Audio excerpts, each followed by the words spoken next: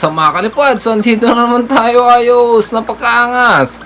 So ang gagawin natin sa araw na ito mga kalipad ay tuturuan ko kayo kung paano gumawa ng ditingting, kung paano pabilugin yung kanyang pakpak para napakaangas, parang kawayan na lumilipad sa taas. So bago natin yan umpisa mga kalipad, huwag niyong kakalimutan ang ating buong team kapalipad. At umpisa na natin ito mga kalipad, huwag niyo din kakalimutan ang aking channel. So kung magustuhan mo itong ating vlog sa araw na ito, huwag mong kakalimutan yung like para napakaangas. At malapit na tayong 5,000 subscribers mga kalipad. Paabutin natin ng 10,000 subscribers yan, ayos. So let's go. So yun mga kalipad, ito na yung ating mga gagamitin.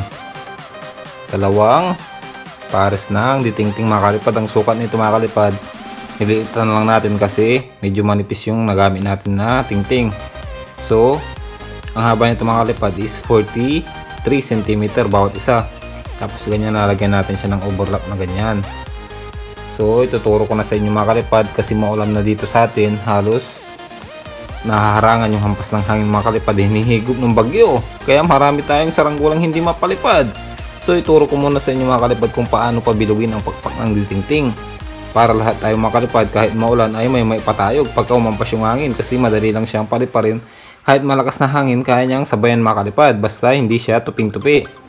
Basta ang pipiliin yung tingting mga kalipad yung medyo makapal mga kalipad para sumabay sa malakas na hangin mga kalipad. At kailangan mabalance yung mga kalipad para hindi siya kikiling o iikot. Kasi once na perfect nyo yan mga kalipad, kahit malakas na hangin, kaya niyang sabayan niya. Nakita nyo yung ating mga guryo na ditingting, lalo na yung yung lagondrina na may cross. Napakaangas nun, tuping-tuping, hindi mo iikot, napakaangas.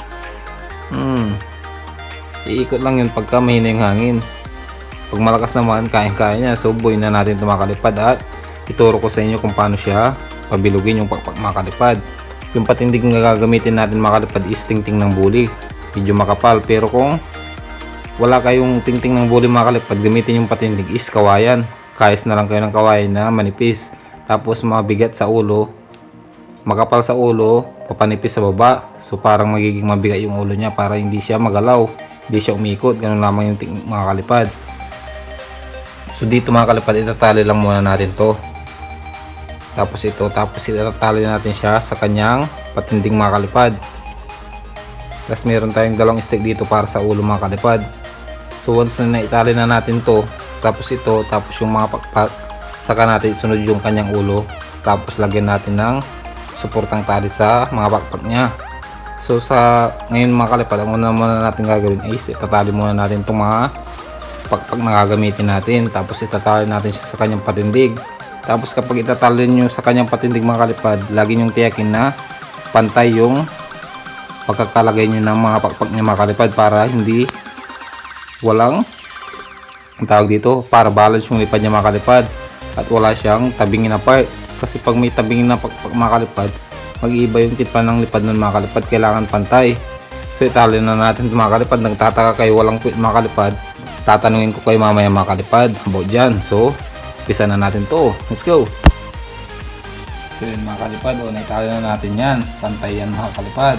Ganyan ang lagi kong sinasabi sa inyo. Oops, parang hindi pumantay Pag hindi pumantay mga kalipad, ganun nyo lang hawakan nyo dito, ganun nyo, pantay na yan. Uy, nasubran natin. Dito sa kabila pala. Pag ganun nyo lang, twist lang mga kalipad. Papantay yan.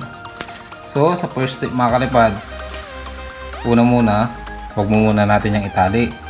Hilutin natin yan ng pag ganito, sa bawat dulo. Pakurbada. Pag ganyan mga kalipad. Nakikita nyo ba? Parang kanta lang yan ni Mga Salvador. Hilot-hilot lang, hilot-hilot. Hilot, ayos, napakangas. So sa bandang dulo lang natin hilutin. Yan din dito sa kabila. Hilot-hilot lang yan mga kalipad. May pilay kasi itong ating ditingting, kaya kailangan nating hilutin. Yan din sa kabila mga kalipad. Hilutin natin lahat yan para gumaling yung kanyang pilay. At lumipad siya ng walang sablay, napakangas. Kita nyo naman sa mga ditingting natin. So kung medyo manipis yung mga ditingting ni mga kalipad, dublehin nyo na lang. Saka sa patindig mga kalipad, pagka dinoble nyo yung tingting, gawin yung kawayan mga kalipad. Kasi gagalaw-galaw pagka tingting yung patindig, pagka dinoble nyo yung kanyang pakpak. So nahilo na natin mga kalipad. medyo patusok pa, no. Yung unang ginawa natin na hilot mga kalipad, una lang yun na hilot. Kasi pag magpapahilot kayo, hindi pwedeng minsan lang. Susunod kayo sa pangalawa para may tuwid. So itatali lang natin yan ng pag ganito mga kalipad. Ito, uburlapan lang natin ng konti.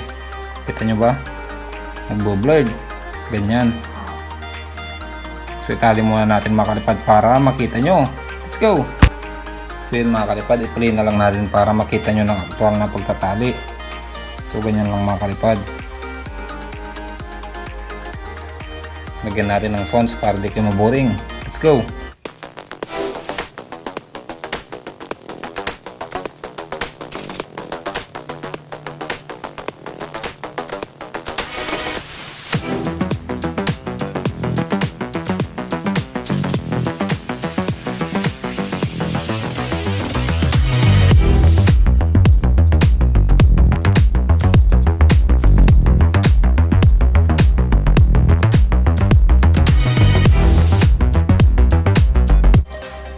So ganun lamang natin sa tinali mga kalipad.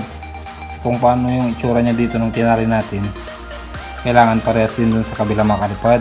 Kailangan ganun din. Kung ano yung nasa ibabaw, ano yung nasa ilalim. So yung nasa ibabaw, yung nasa taas. Ano? Yung nasa baba, yung nasa ibabaw. So ganun din dapat ang gawin natin dito sa kabila. Pag ganito. Total, napanood nyo naman na yung unang tinali natin. Ito, magikin na lang natin ito para napakangas. Let's go! So yun mga kalipad, itali lang natin bawat dulo ng pakpak niya. Kung susunod ngayon mga kalipad, ay hahatakin na natin siya mga kalipad. So ganito lang ang pagkuha ng tamang tansya ng tali niya mga kalipad, ganoon. Para hindi nasasayang yung mga tali nyo. Ganito lang natin yan. Itatali mga kalipad. Baba natin yung camera. Bubuhulan lang natin dyan ng kahit isa lang. Ang problema dyan kasi nakapix yung pagpak ng ating gurin mga kalipad kasi ditingting. Hindi natin siya pwedeng lagyan ng allowance na tali kasi tingting lang yun mga kalipad. Walang pagkakapitan yung ating itatali. So ganyan lang mga kalipad. Hatakin natin yan. Walang problema dyan mga kalipad kasi tingting lang ito mga kalipad. Hatakin nyo lang ng kung patatakpan pala ng kamay mga kalipad. Hatakin nyo lang kung ano yung gusto nyo hatak nyo mga kalipad. So kung hindi nyo pa kabisado yung ganitong uri ng style mga kalipad, gayahin nyo na lang yung mga sukat na ginamit ko. So hatakin ko lang ito mga kalipad.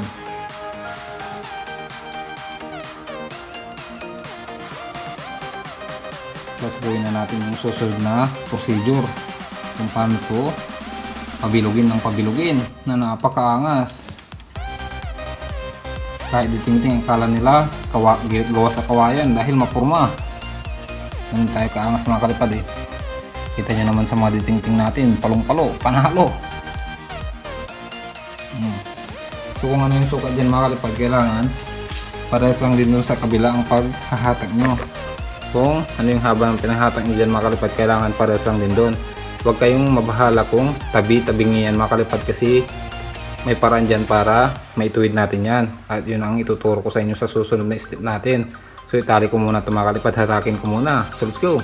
So ganyan ang magiging itsura mga kalipad pagka hinatag nyo mga kalipad. Huwag kayong mabahala kung naging ganyan yung itsura nya. O napakangas, parang ilis eh. May solusyon dyan mga kalipad. Ginawa ko lang ganyan yung iksi ng pinanghatak mga kalipad. Sinubran kasi natin yung pinanghatak kaya gumanyan mga kalipad para madali siyang paliparin mamaya. Ayusin natin yan mga kalipad.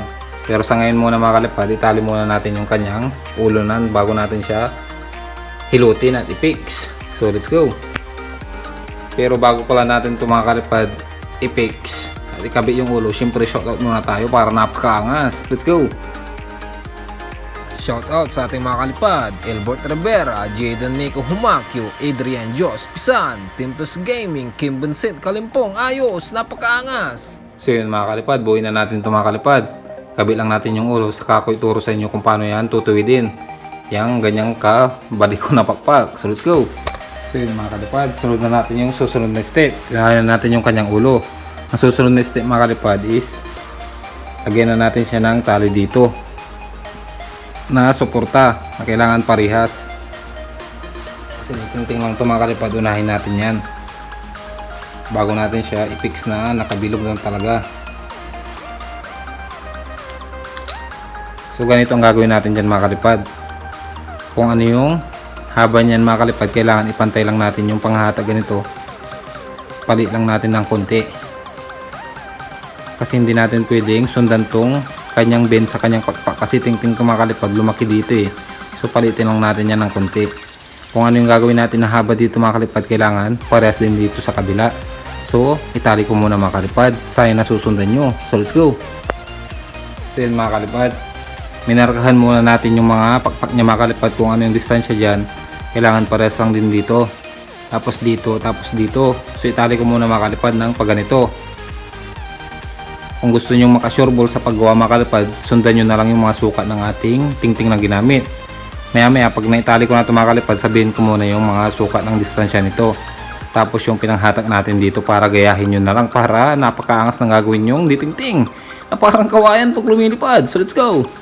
So yun mga kalipad, naitali na natin. Ay napakaangas. So sabihin na natin yung mga distansya niya mga kalipad. Yung pinanghatak natin dito mga kalipad, 44 cm. Gawin din dito sa kabila. Tapos dito mga kalipad, itong tali na to, ang haba niyan mga kalipad, 18 cm. 18 cm. Itong distansya na to mga kalipad, 16 cm mga kalipad ito. 16 cm yan mga kalipad lahat. Dito mula dito 16. Tapos doon hanggang doon 16 cm. Tapos hinatak lang natin yan ng 18 cm mga kalipad. Kaso parang hindi na natin siya kailangang tuwidin sa kanyang pakpak, kasi pantay na mga kalipad nung tinali natin dito. Pumantay siya mga kalipad. So ganito na ang susunod na step mga kalipad. Paano pabilugin yung kanyang, pabilog na. Pabilog na agad mga kalipad. Ay napakaangas. So kunting hilot lang to mga kalipad. Hilutin lang natin ng pagganito. Kasi naging pabilog na eh. Ganyan ng hilot-hilot lang ng paganyan. Ipapaben nyo lang siya. Huwag nyo susuburan mga kalipad kasi mapuputol. Ting-ting lang to eh. Kaso pabilog na siya eh. Napakaangas. Din sa kabila eh. Naging pabilog na, parang hindi pa dito. So hilutin lang natin yan. Yung sa bandang dulo mga kalipad. Pag ano lang, pwersahan nyo dito. Tapos pwersahan nyo to. Pag ganito. Para siyang binibin mga kalipad. Gawin din dito sa kabila. Para maging pabilog siya mga kalipad. Tamang hilot lang. Kanta ni Mah Salvador. Hilot-hilot lang. Tapos pagkasisipatin nyo mga kalipad, kailangan pantay. Pag ganyan, hindi na siya pumantay, ikot nyo lang ito mga kalipad. Twist this one like that. Hindi pumantay na mga kalipad. Napakaangas. So balot na lang ang kulang nito. Pabilog no. Pabilog sa bawat dulo ng pakpak mga kalipad, magkabilaan. Napakaangas. So ipaharap natin ito mga kalipad at montage yan para napakaangas. So let's go.